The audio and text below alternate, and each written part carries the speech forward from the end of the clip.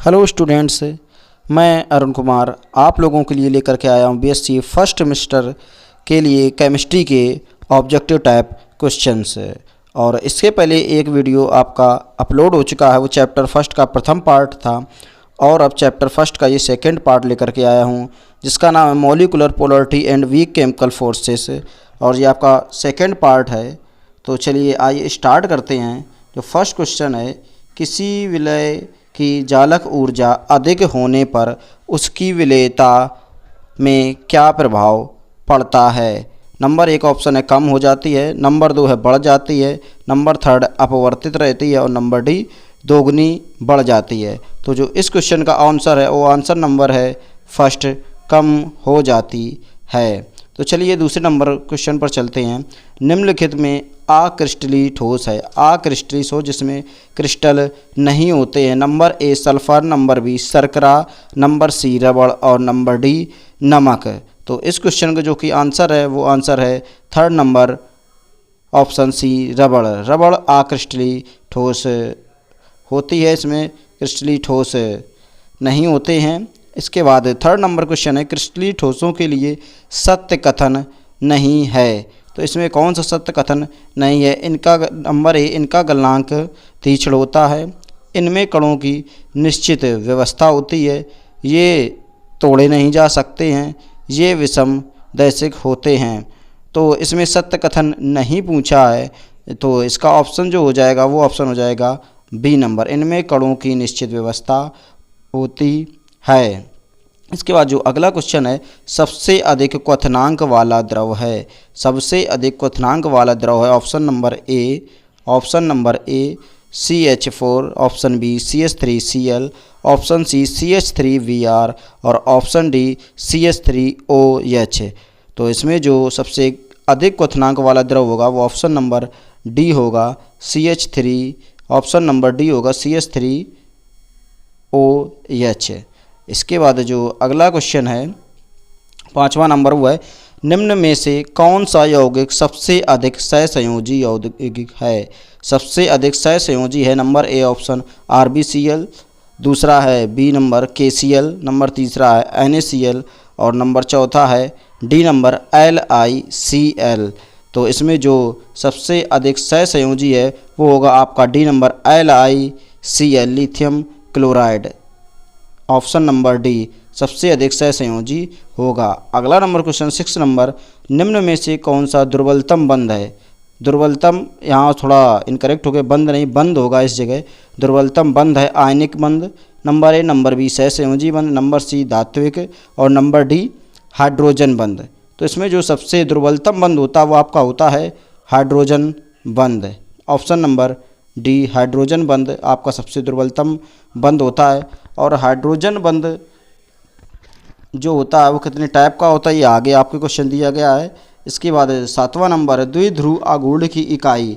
तो द्विध्रुव आघूर्ण की इकाई वो क्या होती है। A number faraday, B number volt, C number डिवाई और D number millimetre.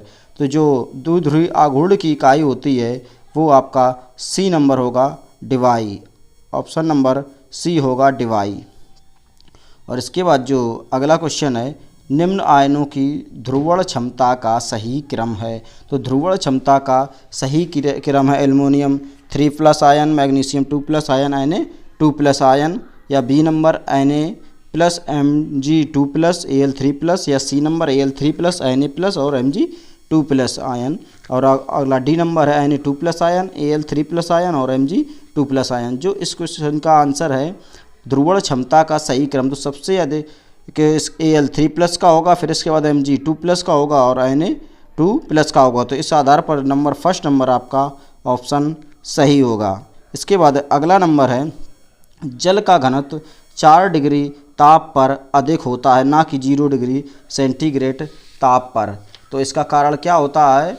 Number A देखो, अनेक हाइड्रोजन बंध टूटने लगते हैं, नंबर बी जल के अणु एक दूसरे से दूर जाने लगते हैं, नंबर सी जल का आयतन कम हो जाता है और डी नंबर इनमें से कोई नहीं। तो देखिए जल का जो घनत्व होता है 4 डिग्री सेंटीग्रेड तापमान पर अधिक होता है और ना कि 0 डिग्री सेंटीग्रेड तापमान। तो जब जल को 0 डिग्री सेंटीग्रेड से 4 डिग्री सेंटीग्रेड तक गर्म किया जाता है तो अनेक हाइड्रोजन बंध क्या होते हैं, टूटने लगते हैं। इस आधार पर आपका ऑप्शन नंबर ए सही हो जाएगा। इस आधार पर आपका ऑप्शन नंबर ए सही हो जाएगा।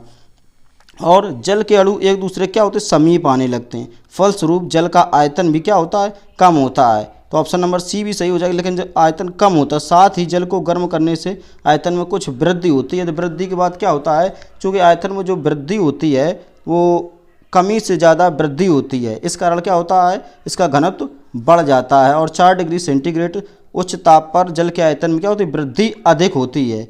इसलिए ऑप्शन सी इसका सही कहना पूरा उपयुक्त नहीं होगा।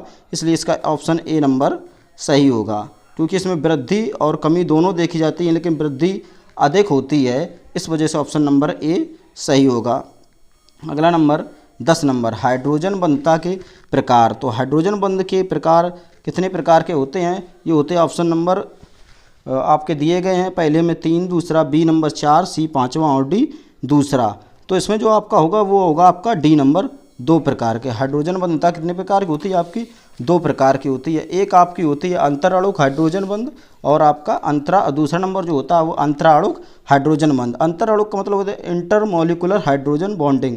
इसमें क्या होता है, जब 2 अथवा अधिक समान या असमान अणुओं के बीच हाइड्रोजन बंध बनता है तो उससे क्या कहते हैं, अंतराणुक हाइड्रोजन बंध। मतलब जब 2 अथवा उससे अधिक समान या असमान कोई भी तत्व हो तो उनके अंदर जो तत्व बनता है वो क्या होता है, वो हाइड्रोजन बंध बनता है। और जब अंतराणुक हाइड्रोजन बंध बनता है मतलब इंट्रामॉलिक्यूलर हाइड्रोजन बॉन्ड बनता है, वो क्या होता है, किसी यौगिक के एक ही अणु में उपस्थित हाइड्रोजन बंध को अंतराणुक हाइड्रोजन बंध कहते हैं। जब एक ही अणु ऋण विद्युतीय परमाणु से हाइड्रोजन सहसंयोजी बंध द्वारा जुड़ी रहती है और दूसरे ऋण विद्युतीय परमाणु से हाइड्रोजन बंध बनती है, तो ये आपका क्या हो गया, इंट्रामॉलिक्यूलर हाइड्रोजन बॉन्ड। और इंटरमॉलिक्यूलर में क्या होता है कि वो 2 या 2 से अधिक असमान अणुओं के बीच बनता है। तो आप लोगों को ये बात अच्छे से समझ में आ गई होगी और आपके आज के 10 क्वेश्चन पूरे हो गए हैं।